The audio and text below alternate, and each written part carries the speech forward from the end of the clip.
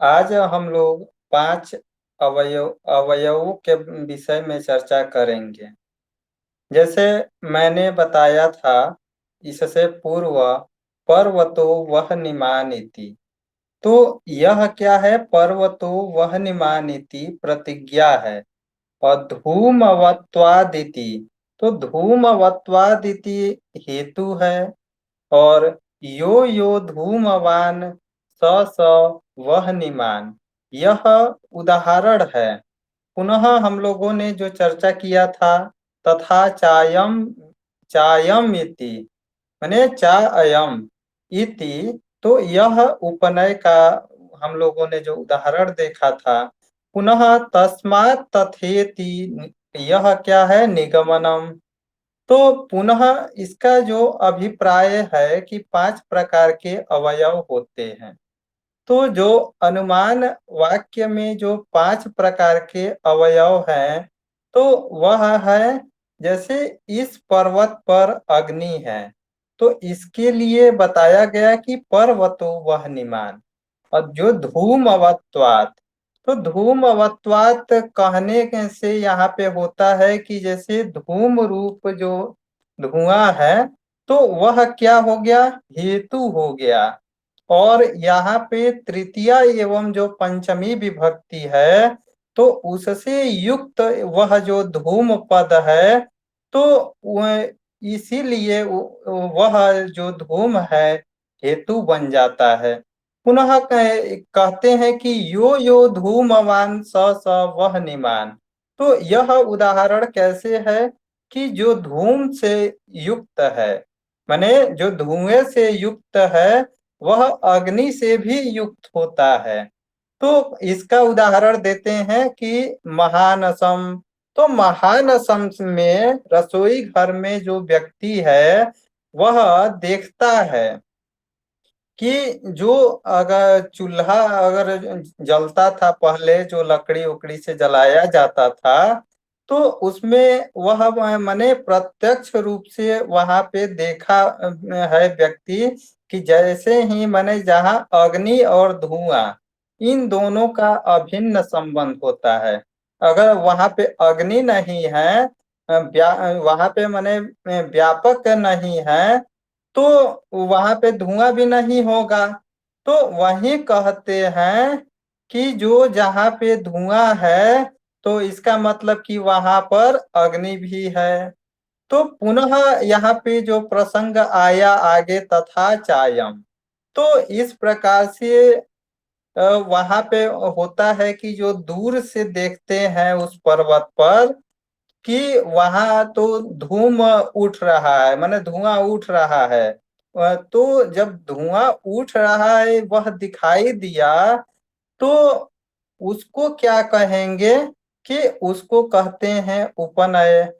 तो इस प्रकार से जैसे पुनः आता है तस्मात् तथा, तो कहते हैं यहाँ पे कि अतः धूम और अग्नि में व्याप्ति संबंध होने से पर्वत पर अग्नि होना सिद्ध है। क्योंकि महानस में इससे पूर्व वह प्रत्यक्षीकरण कर चुका है, तो उसी अनुमान से वह क्या नाम है, सिद्ध करता है कि यदि वहां पर धुआं उठ रहा है, तो इसका मतलब है कि वहां पर अग्नि है। तो पुनः जो स्वार्थानुमिति और परार्थानुमिति है, तो इसके पीछे क्या कारण होता है? तो इस विषय में अन्नम भट्ट जी का कहना है कि स्वार्थानुमिति परार्थानुमित्योर लिंग परामर्श एव कारणम, तस्माल लिंगम परामर्शो अनुमानम। तो इसको समझते हैं। इसमें कहा गया है कि जैसे मान लीजिए कि जो लिंग है, तो लिंग का जो प्रथम ज्ञान कहाँ से प्राप्त हुआ था? महानस से, हमारे रसोई घर से ज्ञान हुआ था कि यत्र यत्र धूमस तत्र तत्र वह्नि।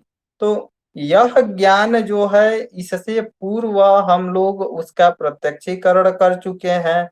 इसीलिए कोई अज्ञात व्यक्ति भी पर्वत में या जंगल में भ्रमण करने जाता है और किसी कारणवश से यदि धूम दिखाई देता है तो व्यक्ति के मन में वह चित्र जो है बन जाता है कि मैंने अपने घर में देखा था कि अग्नि के साथ धुआं होता है, माने उसमें अभिन्न संबंध है। तो यहाँ भी वैसे प्रतीत होता है कि अगर यहाँ पे धूम उठ रहा है तो जरूर जंगल में आग लगा होगा, या पर्वत जो है पर्वत वहनीमान हो गया है, पर्वत में आग लगा है। तो इस प्रकार का वह ज्ञान जो होता है, और जो दूसरा ज्ञान जो होता है वो कहाँ पे होता है, वह पर्वत में होता है। तो वह क्या है, सामान्य है। और जो तीसरा जो ज्ञान है, इंटरनेट, तो जो तीसरा जो ज्ञान है, तो तीसरा ज्ञान वहां पे जब हम लोग पास में पहुंचेंगे तो जो व्याप्ति का स्मरण, व्याप्ति माने इससे पूर्व जो हमने देखा है, जाना है, जितना ज्ञान है स्मृति में, तो उसी व्याप्ति के स्मरण से यह ज्ञात तो होता है कि यत्र यत्र धूमस तत्र तत्र अग्नि ही। तो ऐसा ज्ञान जो होता है उस ज्ञान को ही परामर्श कहते हैं। और अनुमिति के करण कौन होता है, अनुमिति के करण परामर्श होते हैं। कुछ लोग कहते हैं कि व्याप्ति विशिष्ट जो कारण को ही कारण मानते हैं, कि नहीं आपने जो बताया वह क्या है, वह कारण नहीं है, अपितु जो व्याप्ति विशिष्ट का जो कारण है वही कारण है, ऐसे मानते हैं कुछ लोग। पुनः व्यापारवत कारणम करणम, इस प्रकार के उदाहरण देखने के लिए मिलता है। तो कहते हैं कि व्याप्ति ज्ञान ही अनुमान है, एवं जो लिंग परामर्श का जो व्यापार है तो वह क्या है, हाँ वह जो अनुमान है वह लिंग परामर्श का व्यापार है। उसके बाद से अब लिंग परामर्श जो शब्द है, तो लिंग जो पद आया है, तो कहते हैं अन्नम भट्ट जी की लिंगम त्रिविधम, तीन प्रकार के लिंग होते हैं। तो वो तीन प्रकार के लिंग कौन है, अन्वय व्यतिरेकी, केवलान्वयी और केवल व्यतिरेकी। तो तीन प्रकार के जो लिंग यहाँ पर बताए हैं, तो उसमें जो अन्वय व्यतिरेकी है, जो प्रथम जो लिंग है, उसके उसका लक्षण करते हुए कहते हैं कि अन्वयेन व्यतिरेकेण च व्याप्ति मदन्वय व्यतिरेकी। तो उदाहरण यहाँ पे प्रस्तुत करते हैं, कहते हैं कि वह नौ साध्ये धूमवत्वम यत्र धूमस्तत्राग्निर्यथा महानसम इत्यन्वय व्याप्ति, यत्र वह्निर्नास्ति तत्र धूमोऽपि नास्ति यथा हृदः इति व्यतिरेक व्याप्ति।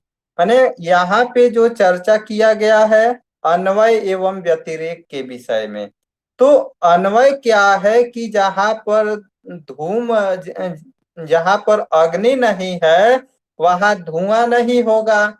और जो दूसरा जो ह्रद का उदाहरण दिए हैं, अर्थात जो गड्ढा अगर कहीं है या उसमें जल है, तो वहां पे क्या होता है, अग्नि का अभाव होता है जल में। तो इसीलिए कहते हैं कि यथा हृदः, तो वह्निर् नास्ति तत्र धूमोऽपि नास्ति, इस पद को आप लोग स्मरण में रखिएगा। और व्यतिरेक व्याप्ति समझ गए, तो उस लक्षण में यह कहा गया है, मान लीजिए कि अन्वय जो व्यतिरेकी जो हेतु का जो लक्षण है, तो उसमें कहा गया है कि जो अन्वय का लक्षण है, माने साध्य साधनयोः साहचर्यम अन्वय, साध्य एवं साधन दोनों जहाँ पे साथ साथ रहना पसंद करते हैं उसे अन्वय कहते हैं। और जहाँ पे साध्य एवं साधन दोनों का अभाव हो जाए तो उसे कहेंगे कि व्यतिरेक। तो तदभावयोः व्यतिरेक, माने उसका अभाव हो जाना, साध्य का एवं साधन का अभाव हो जाना व्यतिरेक है। तो कहते हैं कि जैसे हेतु का जो अन्वय एवं व्यतिरेकी दोनों व्याप्तियों से जहाँ पे वह संबंधित होता है, उसे क्या कहेंगे? अन्वय व्यतिरेकी कहते हैं। तो अन्वय व्याप्ति के लक्षण में तत्सत्त्वे तत्सत्ता इत्यन्वयः, तद तदभावे तदभावे तदभावो व्यतिरेकः। ऐसे वहां पे एक सूत्र मिलता है जिससे ज्ञात होता है कि जहाँ पे साध्य साधन का अभाव हो वहां पर व्यतिरेक होता है, एवं जहाँ पे साध्य साधन का अभाव न हो वहां पर अन्वय हो जाता है। तो जैसे मान के चलिए कि अग्नि सत्वे दाह सत्ता और अग्न्याभावे दाहा भाव। तो जहाँ पे अग्नि है तो वहां पर धूम होगा, या दाह रूपी जो सत्ता है वह भी वहीं विद्यमान होगी, यह सिद्ध है। लेकिन दाह का अभाव कहाँ होगा? जहाँ पे अग्नि का अभाव होगा।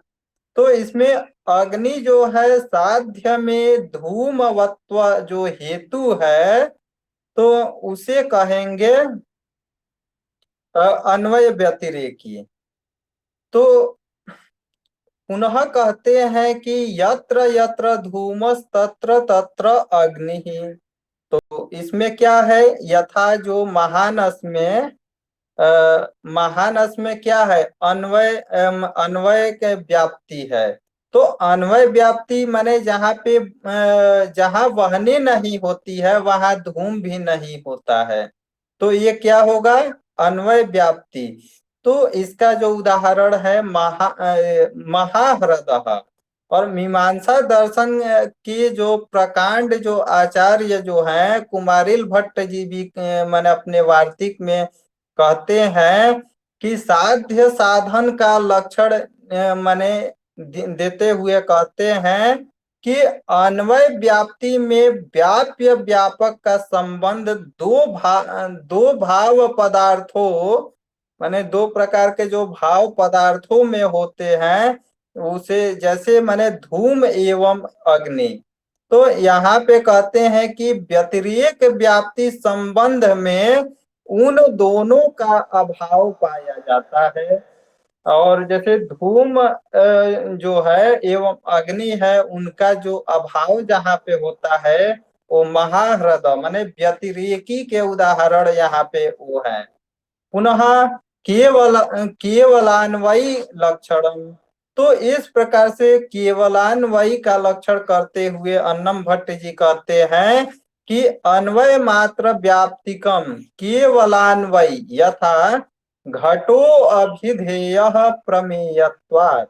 अत्र प्रमेयत्वाद अविधेयत्वयोर व्यतिरेक व्याप्तिर नास्ति सर्वस्यापि प्रमेयत्वात् अभिधेयात् अभिधेयत्वाच्च।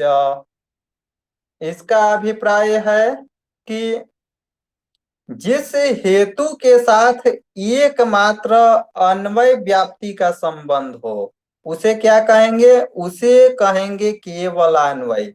तो यहाँ पे माने हेतु के साथ जो एकमात्र संबंध हो इतना हमें याद रखना है, और उसमें जो अन्वय जो व्याप्ति का जो संबंध होता है उसे कहते हैं केवलान्वय। इतना हमको ध्यान में रखना है।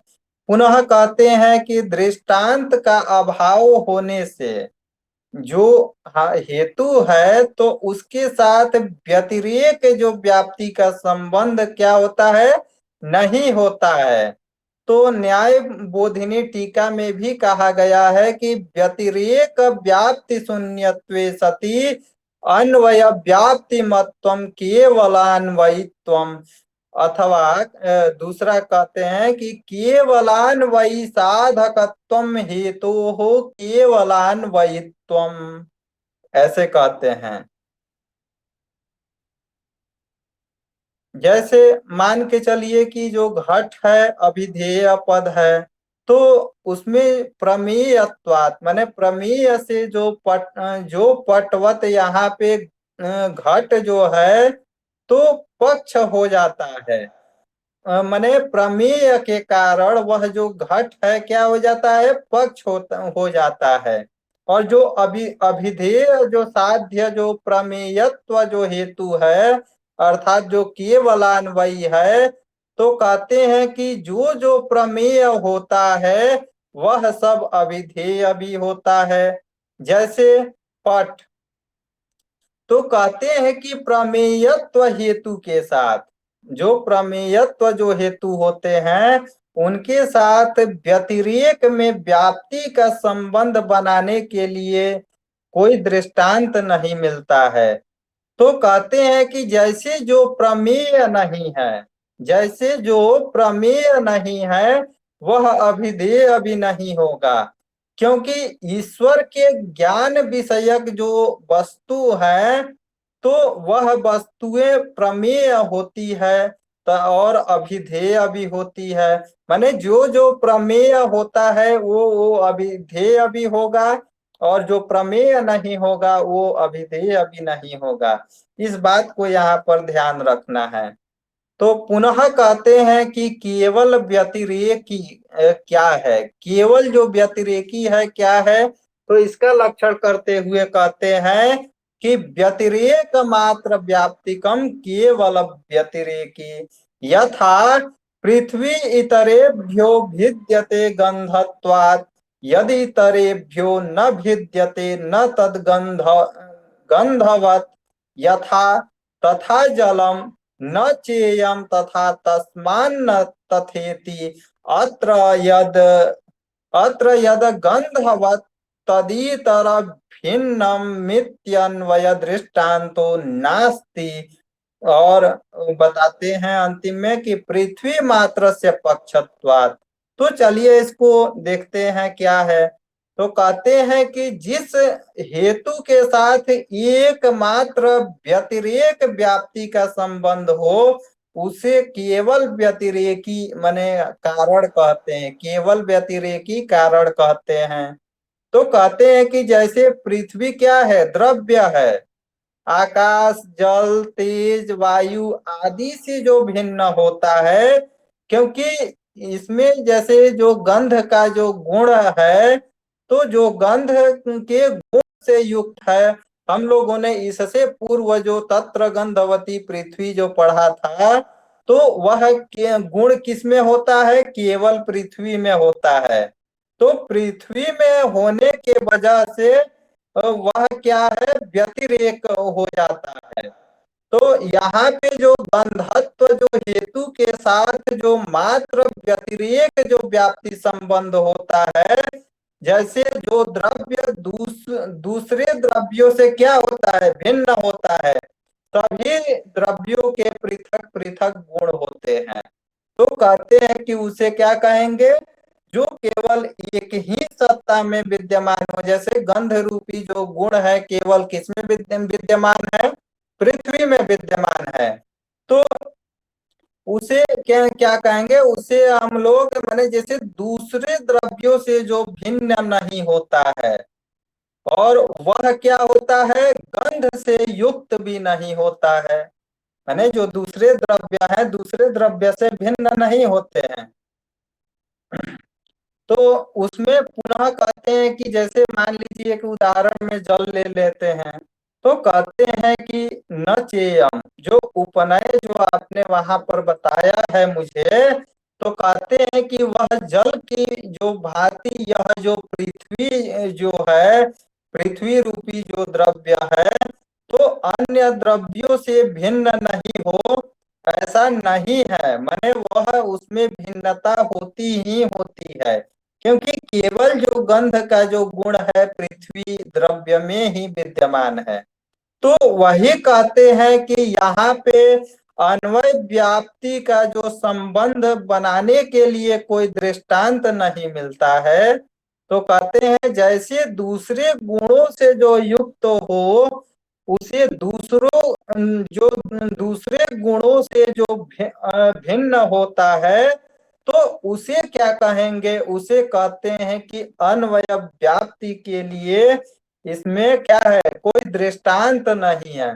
तो इसमें केवल इतना ध्यान रखना है केवल व्यतिरेकी में, कि इसमें दृष्टांत नहीं होते हैं, अपितु पृथक पृथक इसमें गुण विद्यमान होते हैं।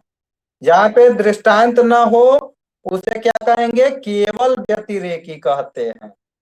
क्योंकि मान के चलिए कि जो पृथ्वी को दृष्टांत के रूप में यदि रख लेते हैं, तो उससे पहले जो माने यदि मान लीजिए कि उसे सर्वप्रथम यदि पक्ष रूप में रख दिया जाता है, तो दृष्टांत और पक्ष के रूप में किसी एक का होना युक्ति युक्त नहीं है।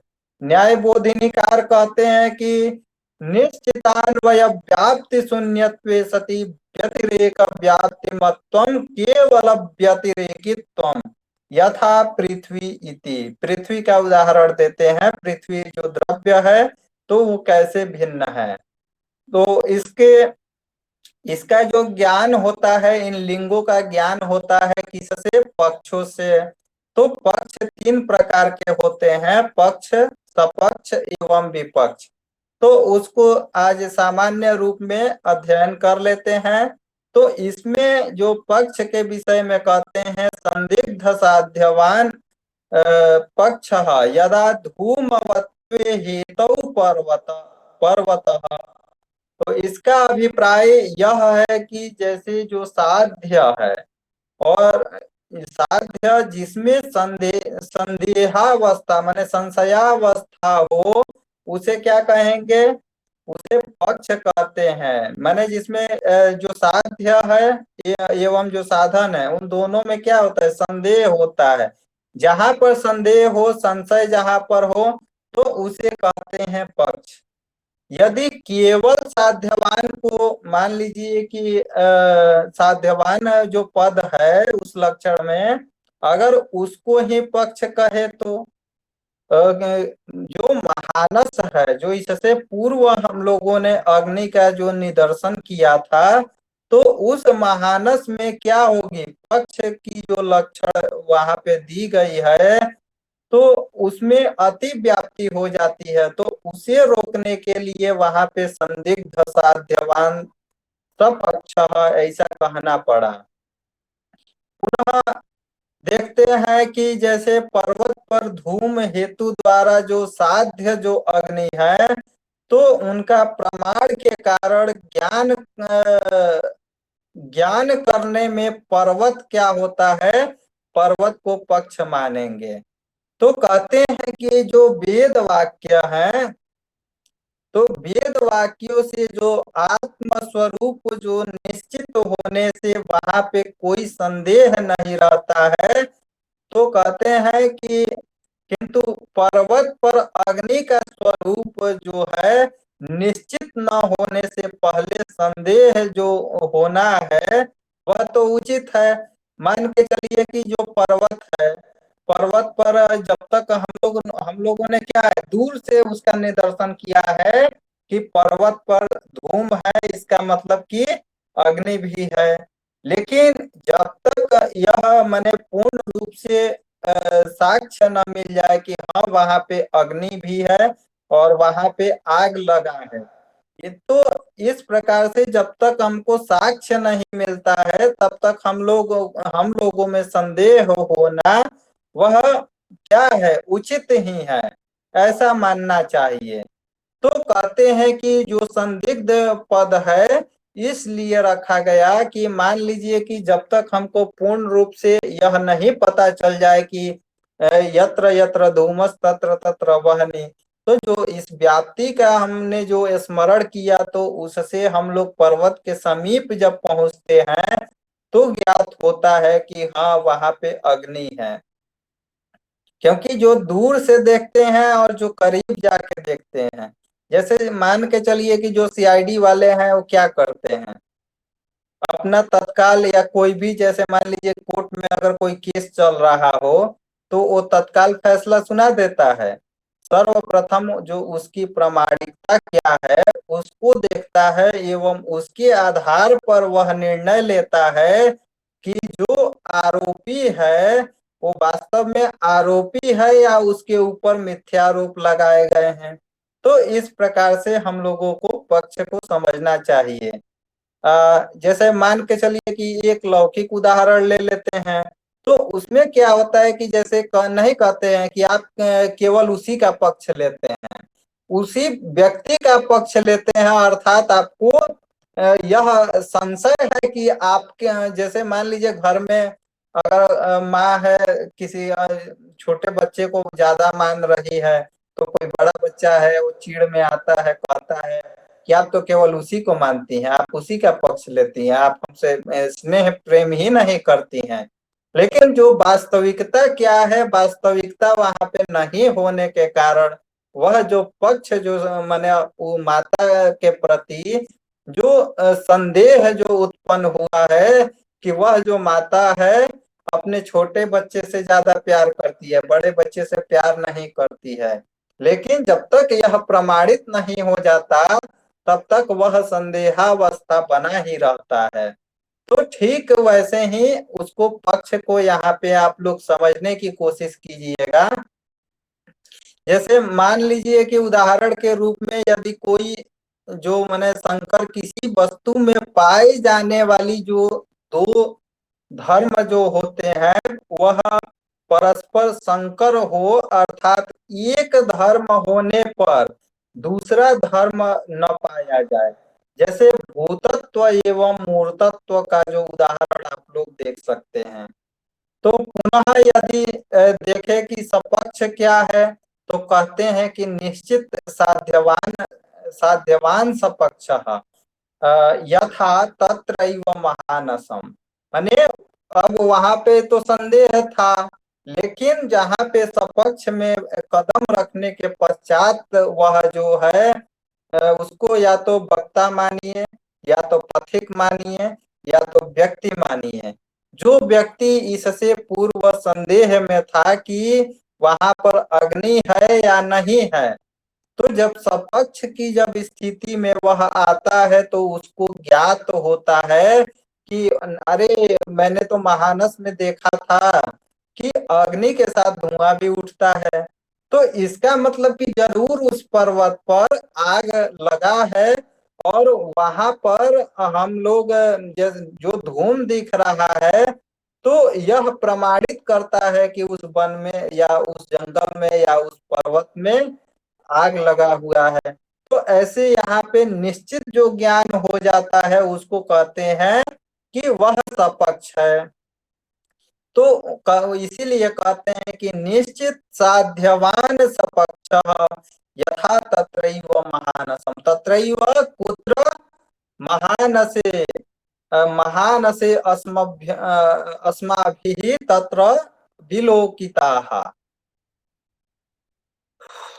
पुनः कहते हैं कि इसका जो अभिप्राय है, जैसे मान लीजिए कि यदि कोई स्थान है तो वहां पे जो बहनी आदि जो साध्य का रहना जब निश्चित हो जाता है तो उसे क्या कहेंगे, उसे सपक्ष कहेंगे। जब हमें पूर्ण रूप से माने प्रत्यक्ष ज्ञान हो जाता है कि जहाँ पर धूम होता है, जहाँ पर अग्नि होती है वहां पर धूम भी होता है।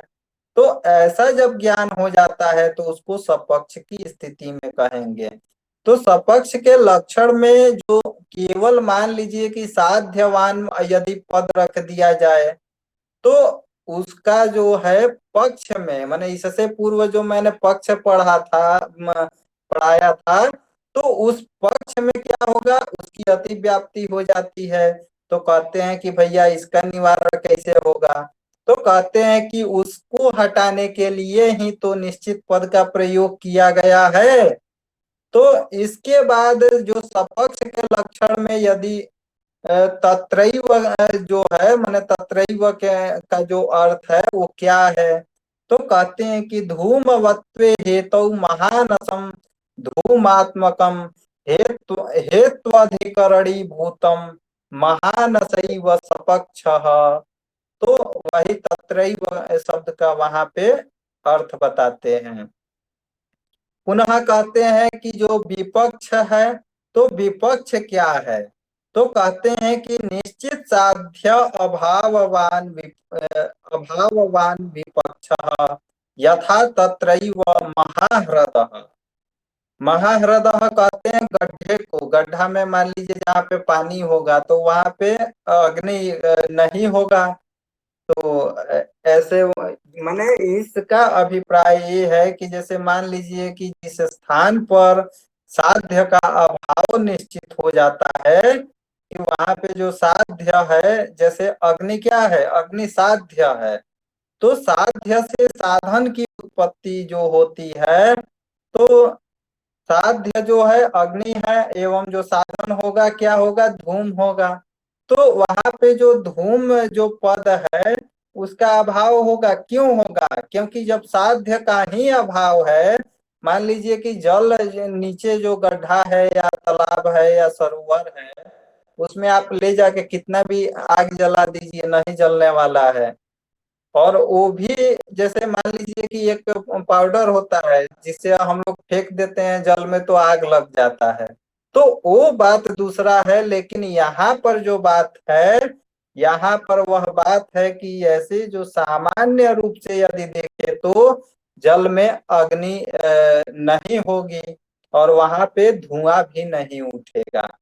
तो इसीलिए न्याय बोधिनी कार्य इसकी भी विषय में कहते हैं कि जो जहाँ पे साध्य का जहाँ पे अभाव होता है, तो जो अभाव रूपी जो विशेषत्व जो है, उससे जो विपक्षत्व अर्थात निश्चित रूप से क्या होता है कि साध्य के अभाव युक्त विशेषता वाले को क्या कहेंगे?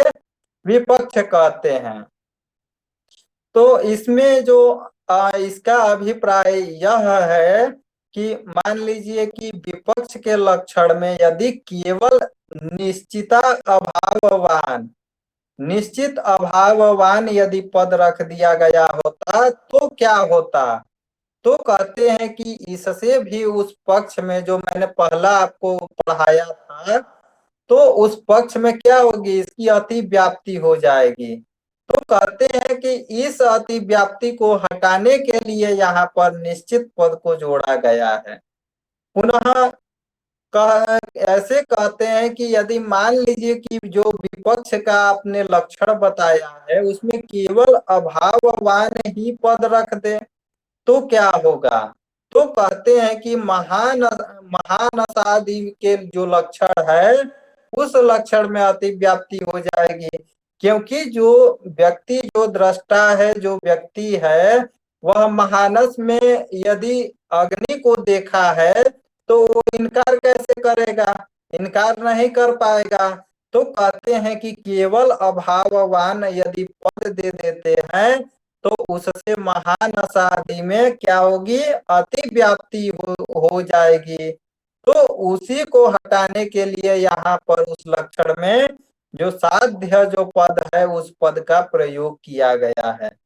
तो पुनः कहते हैं कि निश्चित साध्यवान यदि केवल इतना ही पद रख दिए होते तो कहते हैं कि नहीं, इससे क्या होगा कि इससे जो दूसरा है अर्थात जो सपक्ष है तो उसमें अति व्याप्ति हो जाएगी। तो कहते हैं कि उसमें जो दूसरे में अति व्याप्ति न हो तो इसको रोकने के लिए जो अभाव पद है उस अभाव पद को रखना जरूरी है।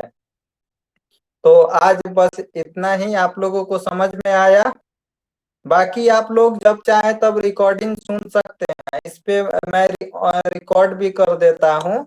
आप लोगों को कोई प्रॉब्लम होता है तो आप लोग उसको सुन सकते हैं।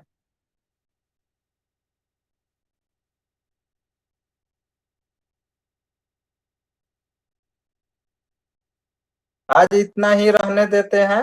मनीषा, मानसी जी, समझ में आया आप लोगों को? कुछ पूछना है?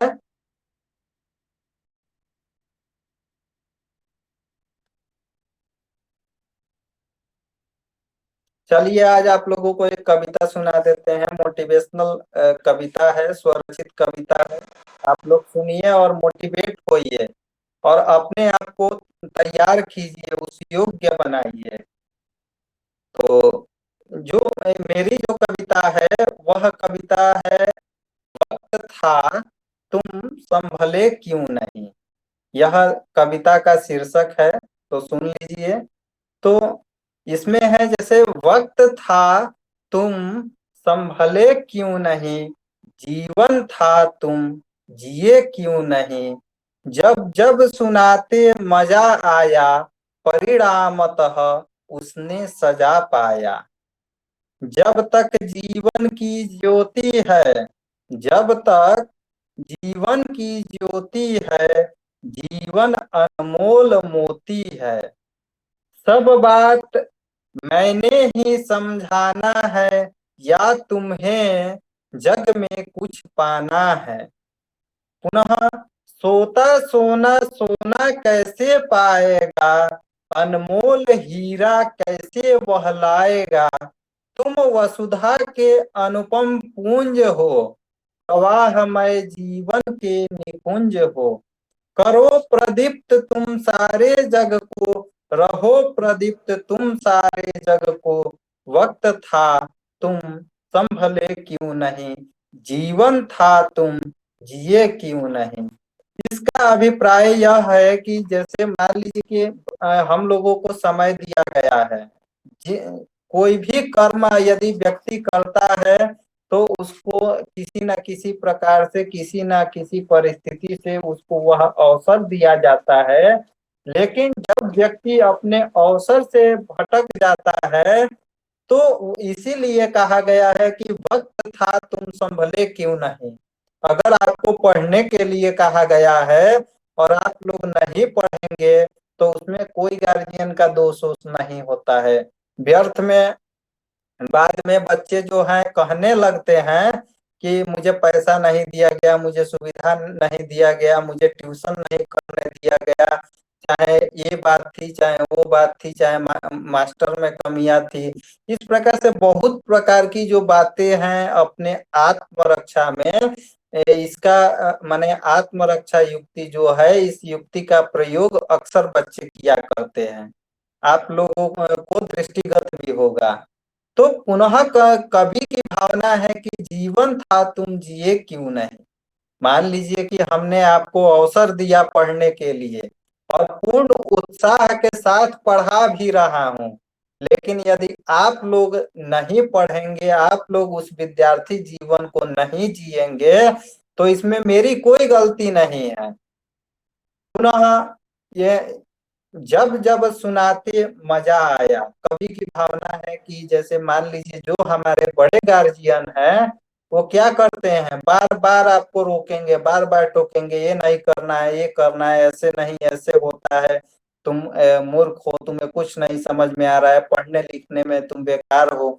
लेकिन उस नेगेटिविटी को यदि बच्चा नेगेटिव अर्थ में ले लेता है तो उसका जो विकास है वो वहीं पर रुक जाता है। तो कहते हैं कि परिणामतः माने वही परिणाम है कि जो तुमने उस पद को, उस शब्द को नेगेटिव अर्थ में जो लिया था, वही परिणाम है कि तुम आज चाट चाट बना के या समोसा का दुकान खोल के या चाय बेचकर अपना जिंदगी जी रहे हो।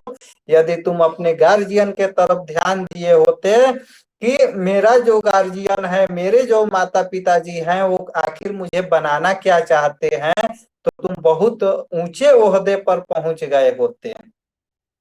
पुनः जो कवि की भावना है कि जब तक जीवन की ज्योति है, जब तक तुम इस संसार में जीवित हो, तो यह जो जीवन है तुम्हारे लिए बहुमूल्य है।